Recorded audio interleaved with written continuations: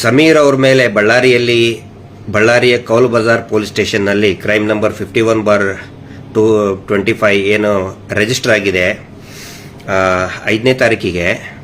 ಅದರ ಬಗ್ಗೆ ಕೆಲವೊಂದು ಟಿವಿ ಚಾನೆಲ್ಗಳು ಕೂಡ ವಿಶ್ಲೇಷಣೆ ಮಾಡಿದ್ದಾರೆ. ಇದರ ರಹಸ್ಯ ಏನು ಅನ್ನೋದ್ರ ಬಗ್ಗೆ FIR ಮುಂದೆ ಇಟ್ಕೊಂಡೇ ಶಬ್ದ ವರ್ಡ್ ಬೈ ವರ್ಡ್ ಅನಲೈಸ್ ಮಾಡುವಂತಹ ಪ್ರಯತ್ನವನ್ನು ನಾನು ಮಾಡ್ತಾ ಇದ್ದೀನಿ. ಯಾಕೆ ಈ FIR ಅನ್ನ ಮಾಡಿದ್ರು, ಯಾಕೆ ಸೋಮೋಟೋವನ್ನೇ ಮಾಡಿದ್ರು, ಯಾಕೆ ಬಳ್ಳಾರಿಯ ಕೌಲ್ ಬಜಾರ್ ಪೊಲೀಸ್ ಸ್ಟೇಷನ್ನಲ್ಲಿನೇ ಮಾಡಿದ್ರು. ಸೋಮೋಟೋ ಅಂದರೆ ಸ್ವಯಂ ಪ್ರೇರಿತ ಪೊಲೀಸರೇ ಮಾಡಿದ್ರು. ಯಾಕೆ ಮಾಡಿದ್ರು, ಅದರ ಹಿಂದಿನ ಒಂದು ಹುನ್ನಾರ ಏನಿತ್ತು ಅದನ್ನ ಈ FIRಗಳ ಮೂಲಕನೇ FIR ನಲ್ಲಿರೋ ಕಂಟೆಂಟ್ ಆಫ್ ದ ಕಂಪ್ಲೇಂಟ್ ಏನು ದೂರು ಕೊಟ್ಟಿರ್ತಾರಲ್ಲ ಆ ದೂರಿನ ಒಂದು ಸಾರ ವರ್ಡ್ ಟು ವರ್ಡ್ ಒಂದು ವಿಶ್ಲೇಷಣೆ ಮಾಡಿ ಎಲ್ಲರಿಗೂ ಗಮನಕ್ಕೆ ತರುವಂತ ಒಂದು ಪ್ರಯತ್ನವನ್ನು ಮಾಡ್ತಾ ಇದ್ದೇನೆ. ಇದರಲ್ಲಿ ಹೆಚ್ಚಿನ ಉತ್ಪ್ರೇಕ್ಷೆ ಏನು ಕೂಡ ಇಲ್ಲ. ಪ್ರಾರಂಭದಲ್ಲಿ ನೋಡಿ, ಇದನ್ನ ಬಳ್ಳಾರಿಯಲ್ಲಿ ಮಾಡುವಂತಹ ಬಳ್ಳಾರಿ ಮತ್ತು ಅದರಲ್ಲಿನೇ ಕೌಲ್ ಬಜಾರ್ನಲ್ಲಿ ಸಮೀರ್ ಇದ್ದಿದ್ದು ಬೆಂಗಳೂರಿನಲ್ಲಿ ಕಳೆದ last 9 years he is the resident of Bengaluru. ಆದರೂ ಕೂಡ ಬಳ್ಳಾರಿ ಕೌಲ್ ಬಜಾರ್ನಲ್ಲಿನೇ ಮಾಡಿದರು. ಮತ್ತೆ ಠಾಣೆಗೆ ಅಲ್ಲಿ ದೂರನ್ನು ಕೊಟ್ಟಂತವರು ಶ್ರೀ ನಿಂಗಪ್ಪ ಅಂತ ಪೊಲೀಸ್ ಸಬ್ ಇನ್ಸ್ಪೆಕ್ಟರ್ ಇನ್ವೆಸ್ಟಿಗೇಷನ್ ಒಬ್ಬ ತನಿಖಾಧಿಕಾರಿ ನಿಂಗಪ್ಪ ಅನ್ನೋರು, ಶ್ರೀಯುತ ನಿಂಗಪ್ಪ ಅನ್ನೋರು ಕೊಟ್ಟಂತ ದೂರಿನ ಮೇರೆಗೆ ಸ್ವಯಂ ಪ್ರೇರಿತ ದೂರು ದಾಖಲಾಗುತ್ತೆ. ಸೋಮೋಟೋ ಅಂತ ಹೇಳ್ತಾರೆ ಅದಕ್ಕೆ. ಇಲ್ಲಿ ಅವರು ಬರಿಬೇಕಲ್ಲ ಏನಾದರೂ, ಯಾಕೆ ದೂರು ಕೊಡ್ತಾ ಇದ್ದೀನಿ, ಏನು ಕಾರಣ, ಏನು ತೊಂದರೆ ಆಗಿದೆ ಬರಿಬೇಕಲ್ಲ. ಅವ್ರು ಏನು ಬರೀತಾರೆ ನೋಡಿ. ಕರ್ನಾಟಕ ಅಂದ್ರೆ 27/2/2025 ದೂತ ಸಮೀರ್ MD ದೂತ ಚಾಲನ ಸಮೀರ್ MD ಅವರು ಅಪ್ಲೋಡ್ ಮಾಡಿದ್ದು ಕಂಡು ಬರುತ್ತದೆ. ಇದರಲ್ಲಿ ನೋಡಿ, ಸ್ಟಾರ್ಟಿಂಗ್ ಇವ್ರು ಹೇಳ್ತಾರೆ ಮಾಡುವಂತ ಮೊದಲನೆಯ ಒಂದು ಗುರುತರವಾದಂತಹ ತಪ್ಪು ಅಂದ್ರೆ ಇಂಟೆನ್ಷನಲ್ಲಿನೇ ಮಾಡುವಂಥದ್ದು ಏನಂತ ಹೇಳಿದ್ರೆ, ಸಾರಾಂಶದಲ್ಲಿ ಏನು ಹೇಳ್ತಾರೆ, ಈಗ ಕೆಲವು ದಿನಗಳಿಂದ ದೂತ .ಸಮೀರ್ MD ದೂತ ಯೂಟ್ಯೂಬ್ ಚಾನೆಲ್ನಲ್ಲಿ youtube.com ದೂತ ಸಮೀರ್ ಊರಿಗೆ ದೊಡ್ಡವರೇ ಕೊಲೆ ಮಾಡಿದವರ ಅಂತ ಆದ ಮೇಲೆ ಕ್ವಶನ್ ಮಾರ್ಕ್ ಇದೆ. ಇವರು ಈ FIR ಕಂಟೆಂಟ್ ಅಲ್ಲಿ ಕ್ವಶನ್ ಮಾರ್ಕ್ ಹಾಕಿಲ್ಲ ಅವರು. ಅಂದ್ರೆ ಸಮೀರ್ ಅವರಿಗೆ ಮತ್ತು ಜನಸಾಮಾನ್ಯರಿಗೆ ಒಂದು ಕ್ವಶನ್ ಮಾರ್ಕ್ ಇತ್ತು. ಪಾಪ ನಿಂಗಪ್ಪನವರು ಅವರೇ ಮಾಡಿಬಿಟ್ರು ಅಂತ ಹೇಳಿಬಿಟ್ರು, ಊರಿಗೆ ದೊಡ್ಡವರೇ ಕೊಲೆ ಮಾಡಿಬಿಟ್ರು ಅಂತ ಹೇಳಿಬಿಟ್ರು. ಇದು ಒಂದೇದ್ದು ಅವರು ಮಾಡಿರುವಂತಹ ಮೂರ್ಖತನ. ಕ್ವಶನ್ ಮಾರ್ಕ್ ಇದೆಯಲ್ಲ, ದೊಡ್ಡವರ ಅಂತ ಕ್ವಶನ್ ಮಾರ್ಕ್ ಇದೆ, ಆದ್ರೆ ಇವು ದೊಡ್ಡವರ ಅಂತೇಳಿ ನಿಂಗಪ್ಪ ಅವರು ಹೇಳಿಬಿಟ್ರು, ಇವರೇ ಕೊಲೆ ಮಾಡಿಬಿಟ್ರು ಅಂತ ಹೇಳಿ. Point number 1. ನಂಬರ್ 2, ಇವ್ರು ಏನ್ ಹೇಳ್ತಾರೆ ಇದರಲ್ಲಿ ಕರ್ನಾಟಕ ರಾಜ್ಯ ವಿಶ್ವವಿಖ್ಯಾತ ಧಾರ್ಮಿಕ ಸ್ಥಳವಾದ ಧರ್ಮಸ್ಥಳದ ಧರ್ಮಾಧಿಗಳು ಮತ್ತು ಅವರ ಕುಟುಂಬದವರ ವಿರುದ್ಧ, ದಯವಿಟ್ಟು ಕೇರ್ಫುಲ್ ಆಗಿ ಇದನ್ನ ಕೇಳಿಸ್ಕೊಳ್ಳಿ. ಇಲ್ಲಿ ಏನ್ ಹೇಳ್ತಾರೆ, ಎಷ್ಟು ಜಾಣತನದಿಂದ ಡ್ರಾಫ್ಟ್ ಮಾಡಿದ್ದಾರೆ ಸ್ವಲ್ಪ ತಿಳ್ಕೊಳ್ಳಿ. ಇವ್ರು ಏನ್ ಹೇಳ್ತಾರೆ, ಒನ್ಸ್ ಅಗೇನ್ ಐ ರಿಪೀಟ್, ಇದರಲ್ಲಿ ಅಂದ್ರೆ ಈ ಯೂಟ್ಯೂಬ್ ಈ ಎಪಿಸೋಡ್ ನಲ್ಲಿ ಕರ್ನಾಟಕ ರಾಜ್ಯ ವಿಶ್ವವಿಖ್ಯಾತ ಧಾರ್ಮಿಕ ಸ್ಥಳವಾದ ಧರ್ಮಸ್ಥಳದ ಧರ್ಮಾಧಿಕಾರಿಗಳು ಮತ್ತು ಅವರ ಕುಟುಂಬದವರು ಅಂತ ಹೇಳಿದ್ರೆ, ಧರ್ಮಸ್ಥಳ ವಿಶ್ವವಿಖ್ಯಾತ ಅಲ್ಲ, ಧಾರ್ಮಿಕ ಸ್ಥಳವಾದ ಧರ್ಮಸ್ಥಳದ ಧರ್ಮಾಧಿಕಾರಿಗಳು ಮತ್ತು ಅವರ ಕುಟುಂಬದವರ ವಿರುದ್ಧ. ಅಂದ್ರೆ ಧರ್ಮಸ್ಥಳ ವಿಶ್ವವಿಖ್ಯಾತ ನಾವು ಒಪ್ಕೋತೀವಿ, ಆದ್ರೆ ಇಲ್ಲಿ ಏನು ಬರೆದಿದ್ದಾರೆ, ಆ ವಿಶ್ವವಿಖ್ಯಾತ ಧರ್ಮಸ್ಥಳದ ಧರ್ಮಾಧಿಕಾರಿಗಳು ಮತ್ತು ಅವರ ಕುಟುಂಬದವರು, ಅಂದ್ರೆ ಅವರ ಕುಟುಂಬದವರು ವಿಶ್ವವಿಖ್ಯಾತ. ಅವ್ರ ಕುಟುಂಬದವ್ರ ಹೆಸರು ಎಷ್ಟು ಜನಕ್ಕಪ್ಪ ಗೊತ್ತೈತೆ? ಹೇಳಿ ನೋಡೋಣ. ಅವ್ರ ಕುಟುಂಬದವರು ವಿಶ್ವವಿಖ್ಯಾತ ಅಂತ ಹೇಳ್ಬಿಡ್ತಾರೆ ನಿಂಗಪ್ಪನವರಿಗೆ ಸ್ವತಃ ನಿಂಗಪ್ಪನವರಿಗೆ ಗೊತ್ತಿಲ್ಲ ಅವ್ರ ಕುಟುಂಬದಾಗ ಎಷ್ಟು ಜನ ಸದಸ್ಯರಿದ್ದಾರೆ ಅಂತೇಳಿ.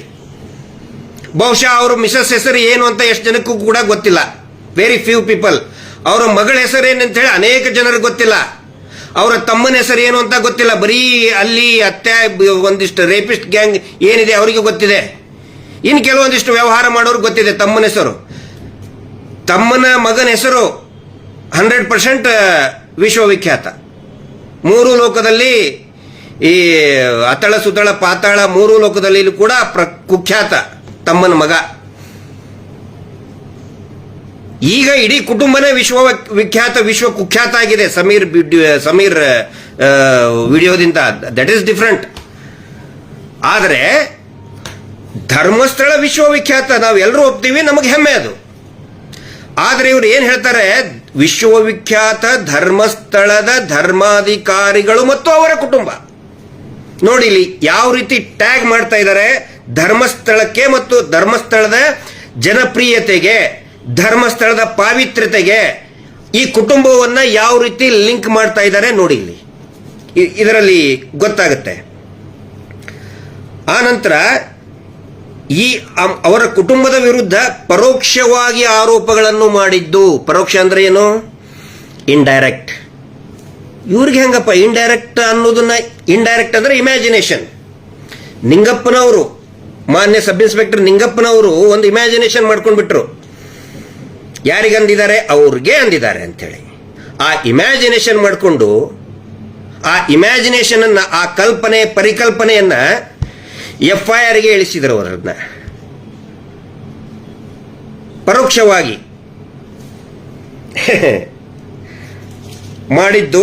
ಸೌಜನ್ಯ ಕೇಸು, ನಾರಾಯಣ ಮತ್ತು Yamuna case, Vedavalli case, bank manager case, Padmalatha case, Ravi Poojari ಕೇಸುಗಳನ್ನು ಉಲ್ಲಂಘಿಸಿ ಧರ್ಮಸ್ಥಳದ ಧರ್ಮಾಧಿಕಾರಿಗಳು ಮತ್ತು ಅವರ ಕುಟುಂಬದ ಸದಸ್ಯರು ಭಾಗಿಯಾಗಿರುತ್ತಾರೆಂದು ಆರೋಪಿಸಿದ್ದು. ಅಂದ್ರೆ ಇಂಡೈರೆಕ್ಟ್ ಆಗಿ ಆರೋಪಿಸಿದ್ದಾರೆ. ಕೇಸ್ ಯಾವ್ಯಾವ ಹೇಳ್ತಾ ಇದ್ದಾರೆ ಅಂತ ಹೇಳಿದ್ರೆ, ಸೌಜನ್ಯ ಕೇಸ್ ಫಸ್ಟ್, ಅದಕ್ಕೆ ಬರ್ತೀನಿ ನಾನು. ಒಂದೇ ಒಂದು ಪಾಯಿಂಟ್, ಅದರ ಲಿಂಕ್ ಹೋಯ್ತಾ? ಓಕೆ, ಅದರಲ್ಲಿ ಒಂದೇ ಒಂದು ಪಾಯಿಂಟ್ ಹೇಳ್ತೀನಿ. ಏನು ಈ ಸೌಜನ್ಯ ಪ್ರಕರಣದಲ್ಲಿ ಅನೇಕ ಜನ ಹೇಳ್ತಾರೆ ಮುಗಿದ ಅಧ್ಯಾಯ, ಮುಗಿತಲ್ಲ ಅದು ಅಂತ ಹೇಳಿ. ನೋ, ಇವು ಆಸ್ ಆನ್ ಟುಡೇ ಹೈಕೋರ್ಟ್ ಅಲ್ಲಿ ಈ ಪ್ರಕರಣದಲ್ಲಿ, ಸೌಜನ್ಯ ಪ್ರಕರಣದಲ್ಲಿ ಲೋಪ ಎಸಗಿದಂತಹ, ತಪ್ಪು ಎಸಗಿದಂತಹ ಅಧಿಕಾರಿಗಳು, ಅವರಿಗೆ ಎರಿಂಗ್ ಆಫೀಷಿಯಲ್ಸ್ ಅಂತ ಹೇಳ್ತಾರೆ. ಆ ಎರಿಂಗ್ ಆಫೀಷಿಯಲ್ಸ್ ತನಿಖಾಧಿಕಾರಿಗಳು, ಆಗಿನ ಪೊಲೀಸ್ ಠಾಣೆಯ ತನಿಖಾಧಿಕಾರಿಗಳು, PSI, circle inspector Bhaskar Rai, SP ಆದಂತಹ ಅಭಿಷೇಕ್ ಗೋಯಲ್ ಮತ್ತು ವೈದ್ಯಾಧಿಕಾರಿಗಳು ಯಾರ್ಯಾರಿದ್ದಾರೆ ಅವರ ಮೇಲೆ ಶೀಘ್ರಾತಿ ಶೀಘ್ರ ಕಾನೂನು ಕ್ರಮ ಜರುಗಿಸಿ ಅಂತೇಳಿ ಆಲ್ರೆಡಿ ಹೈಕೋರ್ಟ್ ಆದೇಶ ಮಾಡಿಬಿಟ್ಟಿದೆ. ಸರ್ಕಾರ ಮಾಡ್ತಾ ಇಲ್ಲ, ಇನ್ನು ಮೀನಾಮೇಷ ಎಣಿಸ್ತಾ ಇದೆ. ಹೆಂಗಪ್ಪ ನೀವು ಹೇಳ್ತೀರಿ ಇದನ್ನ ಮುಗಿದ ಅಧ್ಯಾಯ ಅಂತ ಹೇಳಿ? ಆಲ್ರೆಡಿ ಕೋರ್ಟ್ ಅಲ್ಲಿ ಇದೆ, ಎಷ್ಟೋ ಜನರಿಗೆ ಗೊತ್ತಿಲ್ಲ. ಪ್ರತಿದಿನ ಫಾಲೋ ಅಪ್ ಆಗ್ತಾ ಇದೆ. MR ಬಾಲಕೃಷ್ಣ ಅವರು ಇದ್ರ ಬಗ್ಗೆ ಉಲ್ಲೇಖ ಮಾಡಿ ಇದನ್ನ ಫಾಲೋ ಅಪ್ ಮಾಡ್ತಾ ಇದ್ದಾರೆ. ಶ್ರೀಯುತ MR ಬಾಲಕೃಷ್ಣ ಅಂಡ್ ಅಸೋಸಿಯೇಟ್ಸ್ ಅಂತ. ಆನಂತರ ಇನ್ನೂ ವೆರಿ ವ್ಯಾಲಿಡ್ ಪಾಯಿಂಟ್, ಸೌಜನ್ಯ ಕೇಸ್ನಲ್ಲಿ ಅವ್ರ ಹೆಸರು ಇಲ್ಲದೆ ನೀವು ಯಾಕೆ ತರ್ತಾ ಇದ್ದೀರಿ ಅಂತ ಕೇಳ್ತಾ ಇದ್ದಾರೆ ಎಷ್ಟೋ ಜನ ಗೊತ್ತಿಲ್ಲದವರು. ಅವ್ರ ಗಮನಕ್ಕೆ, ಆ ಸ್ನೇಹಿತರ ಗಮನಕ್ಕೆ, ಈ ಕೇಸ್ನಲ್ಲಿ ಸ್ವತಃ CBI ಕೋರ್ಟ್, ಆಕ್ಚುಲಿ ಟೆಕ್ನಿಕಲಿ ಅದು ಪೋಕ್ಸೋ ಸ್ಪೆಷಲ್ ಕೋರ್ಟ್ ಬೆಂಗಳೂರಿನಲ್ಲಿ, ಸ್ವತಃ ಆಗಿನ CBI ಪ್ರಾಸಿಕ್ಯೂಷನ್ ಹೇಳ್ತಾರೆ, ನಾಟ್ ಇನ್ವೆಸ್ಟಿಗೇಟಿಂಗ್ ಆಫೀಸರ್.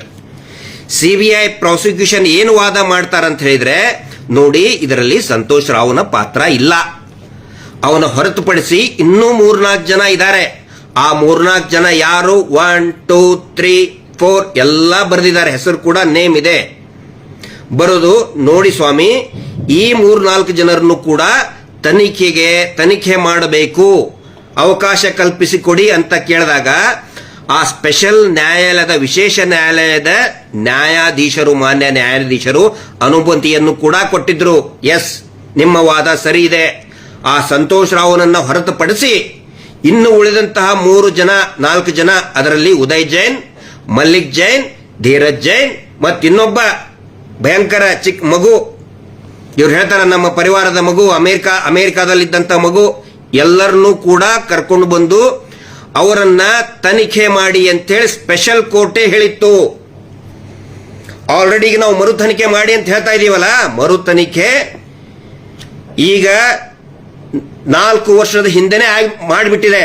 ಆದೇಶ ಆಗಿಬಿಟ್ಟಿತ್ತು ಅವಾಗ ಸ್ಪೆಷಲ್ ಕೋರ್ಟ್ ಅಲ್ಲಿ. ನೀವು ಹೇಳ್ತಿರಲ್ಲ ಯಾಕೆ ನೀವು ಸುಮ್ಮನೆ ಆರೋಪ ಮಾಡ್ತೀರಿ ಅಂತ ಹೇಳಿ, ನಾವು ಹೇಳಿಲ್ಲ, ಸ್ವತಃ ಸಿಬಿಐ ಪ್ರಾಸಿಕ್ಯೂಷನ್ ಹೇಳಿತ್ತು. 319 ನಲ್ಲಿ ಅಪ್ಲಿಕೇಶನ್ ಕೊಟ್ಟು ಪೆಟಿಷನ್ ಫೈಲ್ ಮಾಡಿದಾಗ ಸ್ವತಃ ಜಡ್ಜ್ ಸಾಹೇಬ್ರೆ yes you are correct prosecutor ಅಂತ ಹೇಳಿ ತನಿಖೆಗೆ ಆದೇಶನೇ ಮಾಡಿತ್ತು. ಆದರೆ ಇವರು ಏನ್ ಮಾಡಿದ್ರು, ಆ ಆದೇಶಕ್ಕೆ ಮಾನ್ಯ ಕರ್ನಾಟಕ ಹೈಕೋರ್ಟಿಗೆ ಅಪೀಲ್ ಹೋದ್ರು. ಅಪೀಲ್ ಹೋದ್ಮೇಲೆ ಅಲ್ಲಿ ಸ್ಟೇ ತಗೊಂಡು ಬಂದ್ರು. ಅಂದ್ರೆ ಕೆಳಗಿನ ನ್ಯಾಯಾಲಯ, ಸೆಷನ್ ಕೋರ್ಟ್ ಸ್ಥಾನಮಾನ ಇರುವಂತಹ ಆ ಸ್ಪೆಷಲ್ ಕೋರ್ಟ್ಗೆ ಅದರ ಮೇಲ್ಗಡೆ ಇರೋದು ಅಪಿಲೇಟ್ ಅಥಾರಿಟಿ ಇರೋದು ಹೈಕೋರ್ಟ್. ಹೈಕೋರ್ಟ್ ನಲ್ಲಿ ಸ್ಟೇ ತಗೊಂಡು ಬಂದ್ರು ಇವರು. ಈ ಯಾರು ಉದಯ್ ಜೈನ್ ಅಂದ್ರೆ ಅವ್ರಿಗೇನೋ ಇದನ್ನಿಲ್ಲ, ಬಟ್ ಅವ್ರ ಮೇಲೆ ಕಾಪಾಡ್ತಾ ಇದಾರಲ್ಲ ಅವ್ರಿಗೆ ಒಬ್ರು ದೇವಮಾನ್ ಅವರು, ಅವರ ಅಡ್ವೊಕೇಟ್ ಗಳನ್ನ ಇಟ್ಟು ಅವರ ಮನೆಯ ಮಗು ಮತ್ತು ಈ 3 ಜನ ಗ್ಯಾಂಗ್ ಏನಿದೆ ಅವ್ರನ್ನ ರಕ್ಷಣೆ ಮಾಡೋದಕ್ಕೋಸ್ಕರ ಈ ಆದೇಶದ ಮೇಲೆ ಸ್ಟೇ ತಗೊಂಡು ಬಂದಿದ್ದಾರೆ. ಕ್ಲೀನ್ ಚಿಟ್ ಕೊಟ್ಟಿಲ್ಲ. ಇವ್ರು ಸುಳ್ಳು ಹೇಳ್ತಾ ಇದ್ದಾರೆ, ಹಸಿ ಸುಳ್ಳುಗಳನ್ನು ಹೇಳ್ತಾ ಇದ್ದಾರೆ ಈ ಹುಸಿ ದೇವಮಾನವನ ಗ್ಯಾಂಗ್. ಇದು ದಯವಿಟ್ಟು ಎಲ್ಲರಿಗೂ ಕೂಡ ಗೊತ್ತಿರಲಿ. ಕಾನೂನಿನ ಬಗ್ಗೆ ಸ್ವಲ್ಪ ಇದಿದ್ದವರು ನೀವು ಸುಳ್ಳೆ ಆರೋಪ ನಾವು ಆಕ್ಚುಲಿ ಕೋರ್ಟೇ ಹೇಳಿದೆ, ಕ್ಲೀನ್ ಚಿಟ್ ಕೊಟ್ಟಿಲ್ಲ, ಬ್ರೇನ್ ಮ್ಯಾಪಿಂಗ್ ಮಾಡಿಸ್ಕೊಂಡಿವಿ ಅಂತ ಹೇಳ್ತಾರೆ. ಅದರ ಬ್ರೇನ್ ಮ್ಯಾಪಿಂಗ್ ಮಾಡಿಸಿದಂತ ವರದಿಯನ್ನ ನ್ಯಾಯಾಲಯಕ್ಕೆ ಸಿಬಿಐದವ್ರು ಕೊಡ್ಲಿಲ್ಲ. ಸಿಬಿಐ ಐಒ ಅಂದ್ರೆ ಹೈಕೋರ್ಟ್ ನಲ್ಲಿ ಇದ್ದಂತವ್ರು.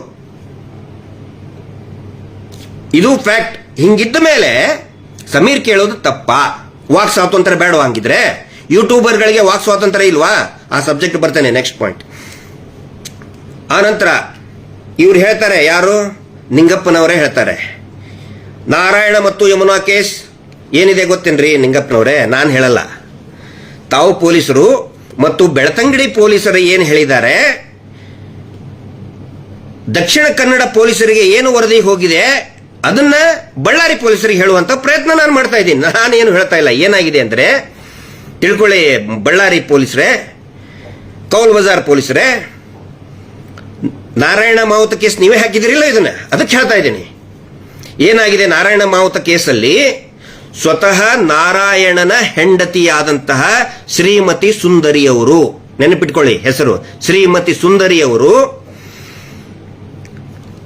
ಆಗಿನ ದಕ್ಷಿಣ ಕನ್ನಡದ SP ಅವರಿಗೆ ಒಂದು ದೂರನ್ನ ಕೊಟ್ಟಿದ್ದಾರೆ. ಏನಂತ ಹೇಳಿದ್ರೆ, ಸ್ವಾಮಿ ನನ್ನ ಗಂಡ ತೀರ್ಕೊಂಡು ಗಂಡ ಮತ್ತು ಗಂಡನ ತಂಗಿಯನ್ನ ಕೊಲೆಯಾಗಿ 1 ವರ್ಷ ಆಯ್ತು. ಆದರೂ ಕೂಡ ಆರೋಪಿಗಳು ಸಿಕ್ಕೇ ಇಲ್ಲ. ನನಗೆ ಈ ಧರ್ಮಸ್ಥಳದ ಪ್ರಮುಖ ವ್ಯಕ್ತಿಯಾದಂತ ಹರ್ಷೇಂದ್ರ ಕುಮಾರ್, ಯಾರದು?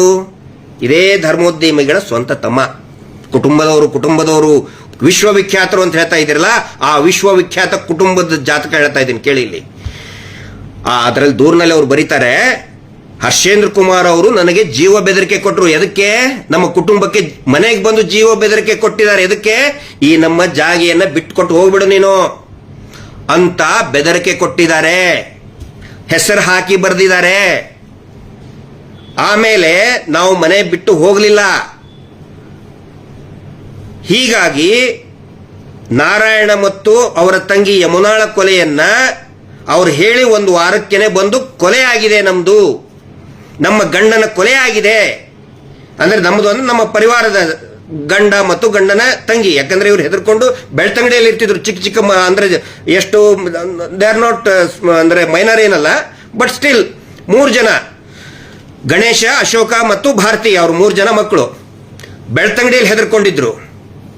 ಆ ಸಂದರ್ಭದಲ್ಲಿ ಮನೆಗೆ ಬಂದು ಕೊಲೆ ಮಾಡಿದ್ದಾರೆ.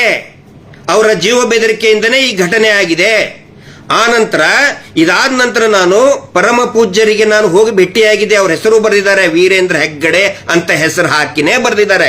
ಅವ್ರ ಹತ್ರ ಹೋದ್ರೆ ಏನ್ ಹೇಳಿದ್ರು ಅಂತ ಹೇಳಿದ್ರೆ, ಆಯ್ತು ನೀನು ಇದ್ಲೇ ಮರ್ತು ಬಿಡು ಅಂತ ಹೇಳಿದ್ರಂತ ಹೇಳಿ ಸ್ವತಃ ಸುಂದರಿನೇ, ಮೃತ ನಾರಾಯಣನ ಹೆಂಡತಿನೇ ಬರೆದಿದ್ದಾಳೆ.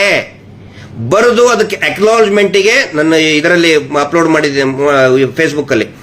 ಸ್ವತಃ ಆ SP ಅವರು ರಿಸೀವ್ ಮಾಡಿ ಸೀಲ್ ಅಂಡ್ ಸಿಗ್ನೇಚರ್ ಹಾಕಿದಂತಹ ಕಂಪ್ಲೇಂಟ್ ಕಾಪಿ ನಿಮ್ಮ ಮುಂದೆ ನಾನು ನಮ್ಮ ಫೇಸ್ಬುಕ್ ಅಲ್ಲಿ ಹಾಕಿದ್ದೀನಿ, ನೋಡಿ ಎಲ್ಲರೂ. ಮಾತಾಡಬಾರ್ದ ಮತ್ತೆ ನಿಂಗಪ್ಪ ಅವರೇ, ಮಾತಾಡಬಾರ್ದಾ? ನಿಮ್ಗೆ ಗೊತ್ತಾ ಇದು ವಿಶ್ವವಿಖ್ಯಾತ ಕುಟುಂಬದ ಏನು ಜಾತಕ. ಆ ನಂತರ ಸ್ವತಃ ವೀರೇಂದ್ರ ಹೆಗ್ಗಡೆ ಅವರ ಮೇಲೆ ಧರ್ಮಸ್ಥಳ ಪೊಲೀಸ್ ಠಾಣೆಯಲ್ಲಿ ಅಕ್ರಮ ಮೀಟರ್ ಬಡ್ಡಿ ದಂಧೆ ವಿರುದ್ಧ ಧರ್ಮಸ್ಥಳ ಪೊಲೀಸ್ ಸ್ಟೇಷನ್ನೇ ಅಲ್ಲಿನೇ NCR ದಾಖಲಾಗಿದೆ ರೀ. ಕೌಲ್ ಬಜಾರ್ ಪೊಲೀಸರೇ, ಬಳ್ಳಾರಿ ಪೊಲೀಸರೇ, ಬೆಳ್ತಂಗಡಿ ಪೊಲೀಸ್ ಠಾಣೆಯಲ್ಲಿ ಬೆಳ್ತಂಗಡಿ ಪೊಲೀಸರು ಮಾಡಿದ ದೂರು ದಾಖಲನ್ನ ಬಳ್ಳಾರಿ ಪೊಲೀಸರಿಗೆ ಹೇಳ್ತಾ ಇದ್ದೀನಿ ನಾನು. ಹೊಸದಾಗಿ ಏನು ಹೇಳ್ತಾ ಇಲ್ಲ. ಪಾಪ ಗೊತ್ತಿರ್ಲಿಕ್ಕಿಲ್ಲ ನಿಂಗಪ್ಪ ಅವ್ರಿಗೆ, PSI ಅವ್ರಿಗೆ ಗೊತ್ತಿರಲ್ಲ ನಿಮಗೆ. ವಿಶ್ವವಿಖ್ಯಾತರು ಅಂತ ಬರೆದು ಬಿಟ್ರಲ್ಲ, ವಿಶ್ವವಿಖ್ಯಾತ ಕುಟುಂಬದ ಮೇಲೆನೆ ಇಡೀ ರಾಜ್ಯಾದ್ಯಂತ 43 NCR ದಾಖಲ ಆಗಿದೆ. 43 ಕೇಸಸ್ ರಿಜಿಸ್ಟರ್. ಅಕ್ರಮ ಮೀಟರ್ ಬಡ್ಡಿ ದಂಧೆ, ಕಿರುಕುಳ, ಹಿಂಸೆ, ವಾರ ಕೊಡ್ತಾ ಇರುವಂತ ಹಿಂಸೆ. ಆ ನಂತರ 4 ಬರೀ ಆ ಸಂಸ್ಥೆಯ ಮೇಲೆನೆ FIR ರಿಜಿಸ್ಟರ್ ಆಗಿದೆ. Davanagere, Hiriyur, Nanjangud, Mysuru, Tumakuru case FIR register ಆಗಿದೆ. ಬಳ್ಳಾರಿ ಪೊಲೀಸರೇ, ಮಾಹಿತಿಯ ಕೊರತೆ ಇರಬಹುದು ತಮಗೆ. ವಿಶ್ವವಿಖ್ಯಾತ ಕುಟುಂಬ ಅಂತಂದ್ರಲ್ಲ, ವಿಶ್ವವಿಖ್ಯಾತ ಕುಟುಂಬದ ಜಾತಕ ನಿಮಗೆ ಓದಿ ಹೇಳ್ತಾ ಇದ್ದೀನಿ. ಪಾಪ ನಿಮಗೆ ಗೊತ್ತಾಗಬೇಕಿದು, ಎಲ್ಲಾ ಪೊಲೀಸರಿಗೂ ಕೂಡ ಗೊತ್ತಾಗಬೇಕು. ಇಷ್ಟೇ ಅಲ್ಲ, ಒಟ್ಟು 334 ಕೇಸಸ್ ಇದೆ ಅವ್ರ ಮೇಲೆ. ಸಿವಿಲ್ ಕೇಸಸ್ ಪೆಂಡಿಂಗ್ ಇದೆ ಬೇರೆ ಬೇರೆ ಕೋರ್ಟ್ ನಲ್ಲಿ. ಅದು ತಹಶೀಲ್ದಾರ್ ಕೋರ್ಟ್ ಇರ್ಬೋದು, ಎಕ್ಸಿಕ್ಯೂಟಿವ್ ಮ್ಯಾಜಿಸ್ಟ್ರೇಟ್, AC ಕೋರ್ಟ್ ಇರ್ಬೋದು, DC ಕೋರ್ಟ್ ಇರ್ಬೋದು, ಹೈಕೋರ್ಟ್ ಇರಬಹುದು, ಫ್ರಾಡ್ ಇರಬಹುದು, ಜಮೀನನ್ನ ಒತ್ತುವರಿ ಮಾಡಿದ್ದು, ಸರ್ಕಾರಿ ಜಮೀನನ್ನು ಒತ್ತುವರಿ ಮಾಡಿದ್ದು. 334 ಕೇಸ್ಗಳಾಗಿದೆ. ವಿಶ್ವವಿಖ್ಯಾತ ಕುಟುಂಬ ಅದರ ಮೇಲೆ. ವಿಶ್ವವಿಖ್ಯಾತ ಬಳ್ಳಾರಿ ಪೊಲೀಸರೇ, ಕೌಲ್ ಬಜಾರ್ ಪೊಲೀಸರೇ, ನಾನೇನು ಹೊಸದಾಗಿ ಹೇಳ್ತಾ ಇಲ್ಲ. ಎಲ್ಲೆಲ್ಲಿ ಬೆಳ್ತಂಗಡಿಯಲ್ಲಿ ಏನ್ ಕೇಸ್ ರಿಜಿಸ್ಟರ್ ಆಗಿದೆ ಇದೆ ಅದನ್ನ ನಾನು ಯಾಕಂದ್ರೆ ಇದು ನೆಟ್ ಸ್ಲೋ ಇತ್ತು, ಸಾರಿ. ಅಂದ್ರೆ ಹೇಳ್ಬೇಕಲ್ಲ, ಇದನ್ನ ಯಾರಾದ್ರೂ ಹೇಳ್ಬೇಕಲ್ಲ. ಈಗ ಹಕ್ಕಿ ಪಿಕ್ಕಿ ಅವ್ರ ಮೇಲೆ ಕೇಸ್ ರಿಜಿಸ್ಟರ್ ಆದ್ರೆ ಸ್ಟೇಟ್ ಕ್ರೈಮ್ ರೆಕಾರ್ಡ್ ಬ್ಯೂರೋ ಇರ್ತದೆ. ಎಲ್ಲೇ ಕೇಸ್ ರಿಜಿಸ್ಟರ್ ಆದ್ರೂ ಕೂಡ ಗೊತ್ತಿರ್ತದೆ. ಕ್ರೈಮ್ ರೆಕಾರ್ಡ್ ಬ್ಯೂರೋಗೆ ಫೋನ್ ಮಾಡ್ತಾರೆ. ಫೋನ್ ಮಾಡಿ ಕೇಳ್ಕೊತಾರೆ ಹಕ್ಕಿ ಪಿಕ್ಕಿ ಅವ್ರ ಮೇಲೆ. ಯಾಕಂದ್ರೆ ಕಳ್ತನದ ಆರೋಪ ಸುಮಾರು ಇರ್ತದೆ. ಪಾಪ ಆ ಕಮ್ಯುನಿಟಿ ಮೇಲೆ ನಾನು ಬೈತಾ ಇಲ್ಲ, ಇಟ್ಸ್ ಟ್ರೈಬಲ್ ಕಮ್ಯುನಿಟಿ, ಬೈತಾ ಇಲ್ಲ. ಆದ್ರೆ ಕೆಲವೊಂದಿಷ್ಟು ವಾಂಡರಿಂಗ್ ಟ್ರೈಬ್ಸ್ ಇರ್ತವೆ, ಅವ್ರ ಮೇಲೆ ಕೇಸ್ ರಿಜಿಸ್ಟರ್ ಆದ್ರೆ ಎಲ್ಲಾ ಪೊಲೀಸ್ ಸ್ಟೇಷನ್ ಅವ್ರು ಕೇಳ್ತಾರೆ ನಿಮ್ಮ ಇದರಲ್ಲಿ ರಿಜಿಸ್ಟರ್ ಆಗಿದೆಯಾ. ಪಾಪ ಇವ್ರ ಬಗ್ಗೆ ವಿಶ್ವವಿಖ್ಯಾತ ಕುಟುಂಬ ಅಲ್ಲ, ಸ್ಟೇಟ್ ಕ್ರೈಮ್ ರೆಕಾರ್ಡ್ ಬ್ಯೂರೋನಲ್ಲಿ ಎಂಟ್ರಿ ಮಾಡಿರಂಗಿಲ್ಲ ನೀವು, ನನಗೆ ಗೊತ್ತಿದೆ. ಅದ್ರ ಸಲುವಾಗಿ ನಾನು ಹೇಳ್ತಾ ಇದ್ದೀನಿ, ನೋಡಿ ಇಷ್ಟು ಕೇಸ್ ಆಗಿದೆ, ರಾಜ್ಯದ ಎಲ್ಲಾ ಪೊಲೀಸರು ಕೂಡ ಗೊತ್ತಾಗಿಲ್ಲ. ಯಾಕಂದ್ರೆ ನಾಳೆ ಮತ್ತೆ ಇನ್ನೊಂದು ಬೀದರ್ನಲ್ಲೇ, ಶಿವಮೊಗ್ಗದಲ್ಲೇ ಮಾಡಿ ವಿಶ್ವವಿಖ್ಯಾತ ಕುಟುಂಬದ ಮೇಲೆ ಅಂದ್ಬಿಟ್ಟ ಅಂತ ಹೇಳಿ ರಿಜಿಸ್ಟರ್ ನೀವು ಹೇಳ್ತಿರಲ್ಲ, ಇದೇ ಸೇಮ್ ಕಂಟೆಂಟ್, ಸೇಮ್ ಸ್ಕ್ರಿಪ್ಟ್ ಗೊತ್ತಿರಲಿ ಅಂತ ಹೇಳ್ತಾ ಇದ್ದೀನಿ. ಇದು ಇಷ್ಟು ಇವರ ಜಾತಕ. ಇನ್ನೂ ಬಹಳ ಇದೆ, ಇವತ್ತು ಇಷ್ಟಕ್ಕೆ ಸಾಕು. ಆಮೇಲೆ ಈ ಮೇಲ್ಕಂಡ ಯೂಟ್ಯೂಬ್ ಚಾನಲ್ ನಿಂದ ಹೊರಡಿಸಿದ ವಿಡಿಯೋದಿಂದ ಧರ್ಮಸ್ಥಳ ಮತ್ತು ಧರ್ಮಸ್ಥಳದ ಧರ್ಮಾಧಿಕಾರಿಗಳ ಮೇಲೆ ಧಾರ್ಮಿಕ ಭಾವನೆ ಹೊಂದಿದ, ಪ್ಲೀಸ್ ಎಲ್ಲರೂ ನೋಟ್ ಮಾಡ್ಕೊಳ್ಳಿ ಇದನ್ನೇ ಸರ್, ಧರ್ಮಸ್ಥಳದ ಧರ್ಮಾಧಿಕಾರಿಗಳ ಮೇಲೆ ಧಾರ್ಮಿಕ ಭಾವನೆ ಹೊಂದಿದ ಸಾರ್ವಜನಿಕರ ಧಾರ್ಮಿಕ ಭಾವನೆಗೆ ಧಕ್ಕೆ ಉಂಟು ಮಾಡುತ್ತದೆ. ಇದನ್ನ ನೋಟ್ ಮಾಡ್ಕೊಳ್ಳಿ ಅಂತ ಯಾಕೆ ಹೇಳಿದೆ ಅಂತ ಹೇಳಿದ್ರೆ, ಧಾರ್ಮಿಕ ಭಾವನೆ ಅಂತ ಹೇಳಿದ್ರೆ ಯಾವ ಧರ್ಮದ ಭಾವನೆ? ಸ್ವತಃ ಸನ್ಮಾನ್ಯ ವೀರೇಂದ್ರ ಹೆಗ್ಗಡೆ ಅವರು ಹೇಳಿದ್ದಾರೆ, ಸುಪ್ರೀಂ ಕೋರ್ಟ್ನಲ್ಲಿ ಅಫಿಡವಿಟ್ ಕೊಟ್ಟು ಹೇಳಿದ್ದಾರೆ. ಏನಂತ? ಧರ್ಮಸ್ಥಳ ಹಿಂದೂಗಳಿಗೆ ಸಂಬಂಧವೇ ಇಲ್ಲ, ಧರ್ಮಸ್ಥಳದಲ್ಲಿ ಹಿಂದೂಗಳು ಪೂಜೆ ಮಾಡುವ ಹಕ್ಕು ಇಲ್ಲ. ಇದು ಸುಪ್ರೀಂ ಕೋರ್ಟಿನ ವೆಬ್ಸೈಟ್ನಲ್ಲಿ ಇದೆ, ದಯವಿಟ್ಟು ಯಾರಾದರೂ ನೋಡ್ಕೊಳ್ಳಿ. ಅದನ್ನು ನಮ್ಮ ಕಡೆ ಕನ್ನಡದಲ್ಲಿ ತರ್ಜುಮೆ ಮಾಡಿದಂತ ಸರ್ಟಿಫೈಡ್ ಕಾಪಿ ಇದೆ ನಮ್ಮ ಹತ್ರ, ಅದನ್ನು ಕೂಡ ಹಾಕ್ತಾ ಇದೀವಿ, ನೋಡ್ಕೊಳ್ಳಿ. ಆಲ್ರೆಡಿ ಪಬ್ಲಿಕ್ ಡೊಮೇನ್ ಅಲ್ಲಿ ಇದೆ, ಒನ್ಸ್ ಅಗೇನ್ ಹಾಕ್ತಾ ಇದೀವಿ, ಅದನ್ನು ನೋಡ್ಕೊಳ್ಳಿ. ಸ್ವತಃ ಧರ್ಮಾಧಿಕಾರಿಗಳೇ ಸುಪ್ರೀಂ ಕೋರ್ಟ್ನಲ್ಲಿ ಹೇಳಿಬಿಟ್ಟಿದ್ದಾರೆ, ಹಿಂದೂಗಳಿಗೆ ಇದರಲ್ಲಿ ಹಕ್ಕೇ ಇಲ್ಲ, ಪೂಜೆ ಮಾಡುವ ಹಕ್ಕಿಲ್ಲ, ಇದು ಧಾರ್ಮಿಕ ಸಂಸ್ಥೆ ಅಲ್ಲವೇ ಅಲ್ಲಂದ ಮೇಲೆ ಯಾವ ಧರ್ಮದ ಧಾರ್ಮಿಕ ಭಾವನೆಗಳಿಗೆ ಧಕ್ಕೆ ಉಂಟಾಗುತ್ತದೆ ಸನ್ಮಾನ್ಯ ನಿಂಗಪ್ಪನವರೇ? ಕೌಲ್ ಬಜಾರ್ ಪೊಲೀಸರೇ, ಸುಪ್ರೀಂ ಕೋರ್ಟ್ ಅಲ್ಲಿ ಇದ್ದು ನಿಮ್ಗೆ ಹೇಳ್ತಾ ಇದ್ದೀನಿ. ಪಾಪ ನಿಮ್ಮ ಮಾಹಿತಿ ಕೊರತೆ ಇದೆಯಲ್ಲ, ನೀವೇನೋ ಇಮ್ಯಾಜಿನೇಷನ್ ಮಾಡ್ಕೊಂಡ್ಬಿಟ್ರಿ, ಪರಿಕಲ್ಪನೆ ಮಾಡ್ಕೊಂಡ್ಬಿಟ್ರಿ, ಧಕ್ಕೆ ಉಂಟಾಗುತ್ತಂತ ಹೇಳಿ. ಮತ್ತಿಲ್ಲಿ ಯಾರು ನಂಬಬೇಕು? ಅವರು ಅದರದ್ದು ಓನರು, ಧರ್ಮಾಧಿಕಾರಿಗಳು ಅದರದ್ದು ಓನರು, ದೇವಸ್ಥಾನದ ಓನರ್ ಅಂತ ಹೇಳ್ಕೊತಾರೆ. ನಾವು ಅದರ ಭಕ್ತರು, ದೇವಸ್ಥಾನದ ಭಕ್ತರು. ನಾವು ದೇವಸ್ಥಾನದ ಭಕ್ತರು. ಧರ್ಮಾಧಿಕಾರಿಗಳು ಹೇಳಿದ್ ನಂಬೇಕಾ, ನಿಂಗಪ್ಪ ಅವ್ರು ಹೇಳಿದ್ ನಂಬೇಕಾ? ನಾವು ಎಲ್ಲೋ ಕೌಲ್ ಬಜಾರ್, ಬಳ್ಳಾರಿ ಕೌಲ್ ಬಜಾರ್ PSI ನಿಂಗಪ್ಪ ಅವ್ರ ಮಾತನ್ನ ನಂಬಬೇಕಾ? ಸುಮ್ಮನೆ ಹಂಗೆ ಕಲ್ಪನೆ ಮಾಡಿದ ಮಾತನ್ನ ನಾವು ಭಕ್ತರು ನಾವು ನಂಬಬೇಕಾ? ಅಥವಾ ಆ ಧರ್ಮಸ್ಥಳ ದೇವಸ್ಥಾನದ ಓನರ್, ಕಾಂಟ್ರಾಕ್ಟರ್ ಶ್ರೀಯುತ ವೀರೇಂದ್ರ ಹೆಗ್ಗಡೆ ಧರ್ಮಾಧಿಕಾರಿಗಳೇ ಹೇಳಿದ್ದಾರೆ, ಸುಪ್ರೀಂ ಕೋರ್ಟ್ಗೆ ಅಫಿಡವಿಟ್ ಕೊಟ್ಟು ಹೇಳಿದ್ದಾರೆ, ಇದು ಹಿಂದೂ ದೇವಸ್ಥಾನ ಅಲ್ಲ, ಹಿಂದೂಗಳಿಗೆ ಇದಕ್ಕೆ ಸಂಬಂಧನೇ ಇಲ್ಲ, ನಾವು ಜೈನರು, ಇದು ನಮ್ಮ ಜೈನ್ ಇನ್ಸ್ಟಿಟ್ಯೂಟ್. ಅದನ್ನು ನಂಬಬೇಕಾ? ಅಲ್ಲರಿ, ನೀವು ಇಮ್ಯಾಜಿನೇಷನ್ ಮಾಡಿಕೊಂಡು FIR ಮಾಡಿದಿರಲ್ರಿ ಆ ಹುಡುಗನ ಮೇಲೆ. ಆ ನಂತರ ಅನೇಕ ಜನ ಹೇಳ್ತಾರೆ ದೇವಸ್ಥಾನಕ್ಕೆ ಬೈದ, ಅದರಲ್ಲಿ ಒಂದು ವರ್ಡ್ ಯೂಸ್ ಮಾಡಿದ್ದಾರೆ. ನಿನ್ನೆ ಕಂಪ್ಲೀಟ್ ನಾವು ಅದನ್ನ ರೈಟಿಂಗ್ ನಲ್ಲಿ ಇಳಿಸ್ಕೊಂಡಿದ್ದೇವೆ. ಅದರಲ್ಲಿ ಏನು ಒಂದು ಹೇಳ್ತಾನೆ ಗೊತ್ತಾ? ಧರ್ಮಸ್ಥಳದ ಶ್ರೀ ಮಂಜುನಾಥ ಸ್ವಾಮಿ ಅನ್ನುವ ಶಬ್ದ ಬಳಸಿದ್ದಾನೆ ಸರ್. ಶ್ರೀ ಮಂಜುನಾಥ ಸ್ವಾಮಿ ಅಂದರೆ ಅಪಮಾನ ಏನ್ರಿ? ಯಾರಿಗ್ರಿ ಅಪಮಾನ ಆಯ್ತು? ಯಾರಿಗೆ ಅಪಮಾನ ಆಯ್ತು? ಸ್ವಲ್ಪ ಹೇಳ್ರಪ್ಪ.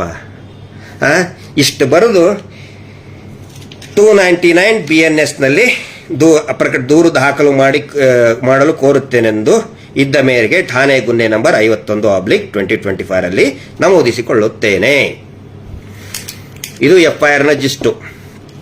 ಇದು ಏನಂತ ಹೇಳಿದ್ರೆ, ಈ ಓದಿದ್ನಲ್ಲ, ಇದು ನಮಗೆ ರೂಢ ಆಗಿಬಿಟ್ಟಿದೆ. ಕಳೆದ 1 ವರ್ಷದಿಂದ ಓದಿ ಓದಿ ಓದಿ ಓದಿ ಇದನ್ನೇ ಮಹೇಶ್ ಶೆಟ್ಟರ್ ಮೇಲೆ 13 ಕೇಸು. ಎಲ್ಲಾ 13 ಕೇಸ್ನಲ್ಲಿ ಫಸ್ಟ್ ಪ್ಯಾರಾ ಬರೋದು ಇದೇ ಸೇಮ್ ಸ್ಕ್ರಿಪ್ಟ್. ವೇದವಲ್ಲಿ ಕೇಸ್ ಆದಾಗೂ ಕೂಡ ಸೇಮ್ ಇದೇ ಸ್ಕ್ರಿಪ್ಟ್. 79ರಲ್ಲಿ, 87, 88ರಲ್ಲಿ ಪದ್ಮಲತಾ ಕೇಸ್ ಆದಾಗ ಸೇಮ್ ಇದೇ ಸ್ಕ್ರಿಪ್ಟ್. ಧರ್ಮಸ್ಥಳದ ಮೇಲೆ ಅಪಮಾನ ಮಾಡ್ತಾ ಇದ್ದಾರೆ, ಅಪಚಾರ ಮಾಡ್ತಾ ಇದ್ದಾರೆ, ವಿಶ್ವವಿಖ್ಯಾತ ಕುಟುಂಬದ ಮೇಲೆ ಅಪಚಾರ ಮಾಡ್ತಾರೆ, ಸೇಮ್ ಸ್ಕ್ರಿಪ್ಟ್. ಆನೆ ಮಾವುತನ ಕೇಸ್ ಆದಾಗೂ ಕೂಡ ಸೇಮ್ ಸ್ಕ್ರಿಪ್ಟ್. ಇವ್ರನ್ನ ಅತ್ಯಾಚಾರ ಪ್ರಶ್ನೆ ಮಾಡಿದಾಗ ಇದೇ ಫಸ್ಟ್ ಬರೋದೇ ಈ ಸ್ಕ್ರಿಪ್ಟ್.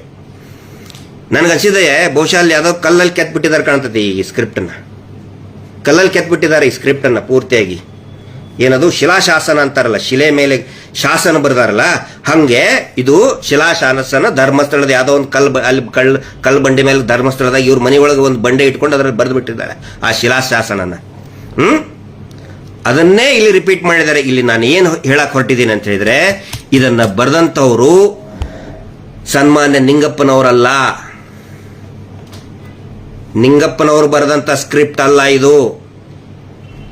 ಇದೇ ಸ್ಕ್ರಿಪ್ಟ್ ಮೇಲಿನೇ ಇವತ್ತು ಹಿಂದೂ ಮುಸ್ಲಿಂ ಅಂತ ಹೇಳಿ ಮಾಡೋದಕ್ಕೆ ಎಲ್ಲಾರ ಹತ್ರನೂ ಕಳಿಸ್ಬಿಟ್ಟಿದ್ದಾರೆ. ಇವ್ರ ಗ್ಯಾಂಗಿಗೆ ಬೋಗಸ್ ಫೇಕ್ ಗ್ಯಾಂಗ್ಗಳಿದಾವಲ್ಲ, ಹಿಂದೂ ಮುಸ್ಲಿಂ ಮಾಡುವಂತ ಗ್ಯಾಂಗ್ಗಳಿದಾವಲ್ಲ, ಅವ್ರಿಗೆ ಕಳಿಸ್ಬಿಟ್ಟಿದ್ದಾರೆ ಇದೇ ಸ್ಕ್ರಿಪ್ಟ್. ಬೇಕಾದ್ರೆ ನೀವು ನೋಡಿ, ಟೀಕೆ ಮಾಡ್ತಾ ಇದಾರಲ್ಲ, ಬೈತಾ ಇದಾರಲ್ಲ, ಹಿಂದೂ ಮುಸ್ಲಿಮೇ ಹಂಗಂತ. ಅವರೆಲ್ಲರೂ ಕೂಡ ಇದೇ ಬೇಸಿಕ್ ಸ್ಕ್ರಿಪ್ಟ್ ಇಟ್ಕೊಂಡೇ ಸುಮ್ಮನೆ ಹಿಂದೂ ಮುಸ್ಲಿಂ ಮಾಡ್ತಾ ಇದ್ದಾರೆ. ಫಸ್ಟ್ ಅವ್ರು ಏನ್ ಮಾಡಿದ್ರು ಕೆಲಸ ಹೇಳಿ? ಇದು ಯಾವಾಗ ಸ್ಟಾರ್ಟ್ ಆಯ್ತು?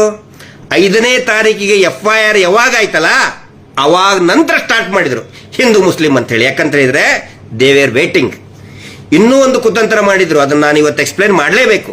ಇವ್ರೇನ್ ಮಾಡಿದ್ರು, ಬೆಂಗಳೂರಿನ ಅಂದ್ರೆ ಬಳ್ಳಾರಿಯಲ್ಲೂ ಭಯಂಕರ ಹುಡುಕ್ಬಿಟ್ಟಿದ್ದಾರೆ. ಇವನು ಅಲ್ಲಿ ಬಳ್ಳಾರಿಯಲ್ಲೇ ಇರಬಹುದು ಅಂತ ತಿಳ್ಕೊಂಡಿದ್ದಾನೆ ಈ ಹುಡುಗ, ಯಾರು ಸಮೀರ್ ಅವರು. ಅದಾದ ನಂತರ ಇಲ್ಲಿ ಹುಡುಕಾಡಿದ್ದಾರೆ, ಬೆಂಗಳೂರಿನಲ್ಲಿ ಎಲ್ಲ ಹುಡುಕಾಡಿದ್ದಾರೆ, ಟವರ್ ಲೊಕೇಶನ್ ಹಾಕಿದ್ದಾರೆ. ಆಮೇಲೆ ಟವರ್ ಲೊಕೇಶನ್ ಹುಡ್ಕೊಂಡು ಬಂದು ಅವ್ರದ್ದು ಏನಿತ್ತು ಸ್ಟ್ರಾಟಜಿ, ಇವನನ್ನ ಪೊಲೀಸ್ ಜೀಪಲ್ಲಿ ಕುಂದಿರ್ಸ್ಕೊಂಡು ಹೋಗ್ಬೇಕು. ಅವ್ನು ಹೋಗ್ಬೇಕಾದ್ರೆ ಎಲ್ಲರೂ ವಿಡಿಯೋ ಮಾಡ್ಕೊಳ್ಳೋದು. ಇವ್ರ ಗ್ಯಾಂಗ್ ಎಲ್ಲ ಸರೌಂಡ್ ಹೊಡೆದಿತ್ತಿದ್ದು, ಹಾರರ್ ಗ್ಯಾಂಗ್ ಅಂತ. ಹಾರರ್ ಗ್ಯಾಂಗ್, ಧರ್ಮಸ್ಥಳದಲ್ಲಿ ಹಾರರ್ ಮಾಡಿದಂತ ಹಾರರ್ ಗ್ಯಾಂಗ್. ಸುತ್ತಲೂ ಒಂದಿಷ್ಟು ಕ್ಯಾಮ್ರಾ ಇಟ್ಕೊಂಡು ನಿಂತಿದ್ದು. ನೋಡಿ, ಅರೆಸ್ಟ್ ಆದ ಅಂತ ಹೇಳಿ ಒಂದು ಮೆಸೇಜ್ ಕೊಡಕ್ ನೋಡ್ತಾ ಇದ್ರು ಅವರು ಎಂಟೈರ್ ಯೂಟ್ಯೂಬರ್ಸ್ಗೆ. ನೋಡಿ, ನೀವು ಸಮೀರ್ ಮಾತಾಡಿದ ಹೆಂಗ್ ಹಿಡ್ಕೊಂಡು ಹೋಗ್ತಾ ಇದಾರೆ ನೋಡ್ರಿ ಅವನ್ನ. ಒಂದು ಮೆಸೇಜ್ ಕೊಡೋರಿದ್ರು. ಅಷ್ಟೇ ಅಲ್ಲ, ಬಳ್ಳಾರಿ ಕೌಲ್ ಬಜಾರ್ ನಾನು ಹೋಗಿದ್ದೇನೆ ಇಲ್ಲಿ ಸುಮಾರು ಸಾರಿ. ಅತಿ ಹೆಚ್ಚು ಮುಸ್ಲಿಂ ಸಮುದಾಯ ಇರುವಂತಹ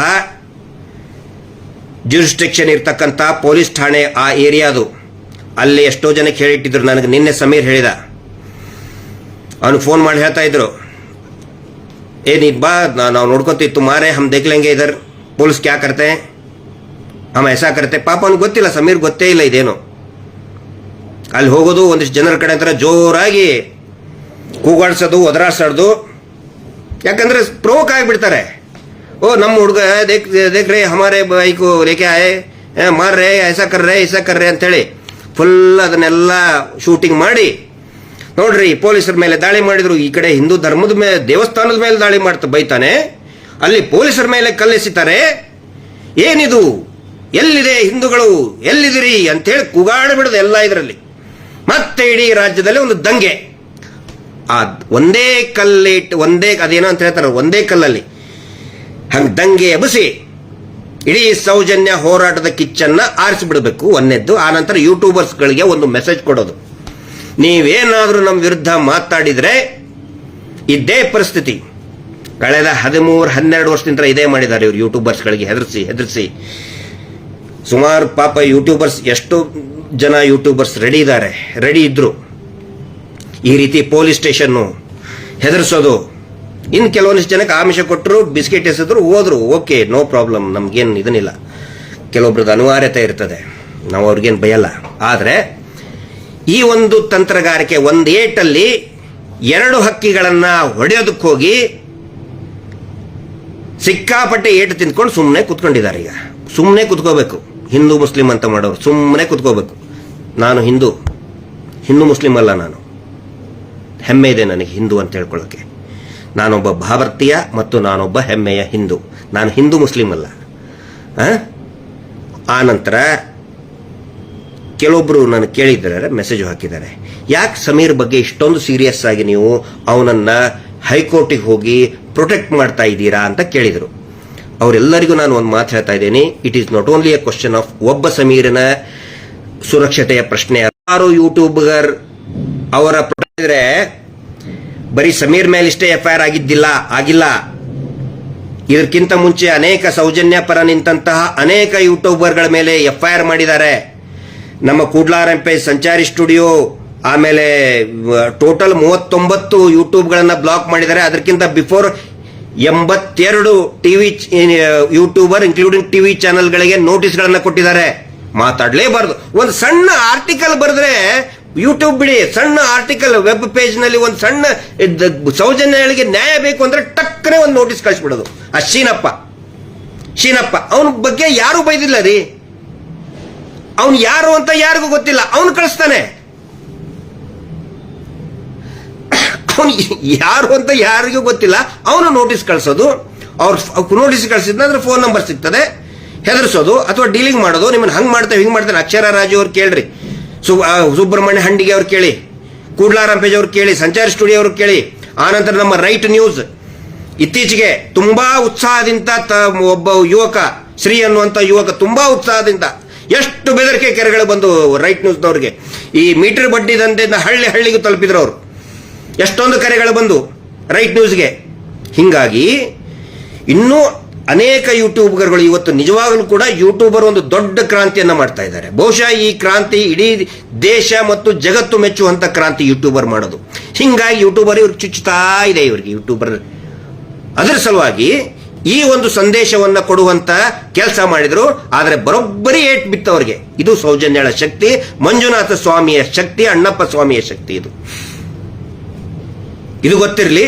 ಹೀಗಾಗಿ ನಾವು ಮುಂದೆ ಏನು ಮಾಡ್ತಾ ಇದೀವಿ ಅಂತ ಹೇಳಿದ್ರೆ, ಈ protection it is not only for ಸಮೀರ್ನಂತೆ ಧ್ವನಿ ಎತ್ತುತ್ತಾ ಇರುವಂತಹ ಈ ಇನ್ನು ಮುಂದೆನೂ ಕೂಡ ಬೇರೆ ಬೇರೆ ಸಾಮಾಜಿಕ ವಿಷಯದಲ್ಲಿ ಧ್ವನಿ ಎತ್ತತಕ್ಕಂತಹ ಯೂಟ್ಯೂಬರ್ಗಳ ಮೇಲೆ ಯಾರು ಈ ರೀತಿ ಕಾನೂನು ಬಾಹಿರವಾಗಿ ಅವರಿಗೆ ಹೆದರಿಕೆಯನ್ನ ಕೊಡುವ ಅಂತ ಕೆಲಸ ಆಗಬಾರ್ದು. ಪಟ್ಟಭದ್ರ ಹಿತಾಸಕ್ತಿಗಳು, ಫ್ರೀಡಮ್ ಆಫ್ ಸ್ಪೀಚ್ ಯಾವತ್ತಿಗೂ ಕೂಡ ಜೀವಂತ ಇರಬೇಕು.